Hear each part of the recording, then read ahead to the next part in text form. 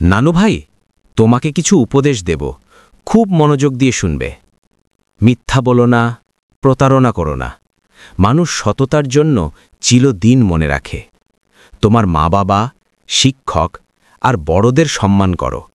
এতে আল্লাহর সন্তুষ্টি আসে আর পরিবার মর্যাদা পায়। কঠোর পরিশ্রম ছাড়া সাফল্য আসে না। যত কষ্ট করবে তত বড় অর্জন হবে। সময় মতো পড়াশোনা করো, সময় নষ্ট করো না। ছোট ছোট অভ্যাসই ভবিষ্যৎকে উজ্জ্বল করে। খারাপ বন্ধু থেকে দূরে থেকো, ভালো বন্ধু বেছে নিও। ভালো সঙ্গ মানুষকে উন্নতির পথে নেয়। গরিব, দুঃখী আর অসহায়কে সাহায্য করবে। এতে তোমার ভেতরের মানুষ আরও বড় হয়ে উঠবে। এটাই আমার সবচেয়ে বড় দোয়া, তুমি ভালো মানুষ হবে। তখন শুধু তোমার নয়, তোমার মা বাবারও মুখ উজ্জ্বল হবে।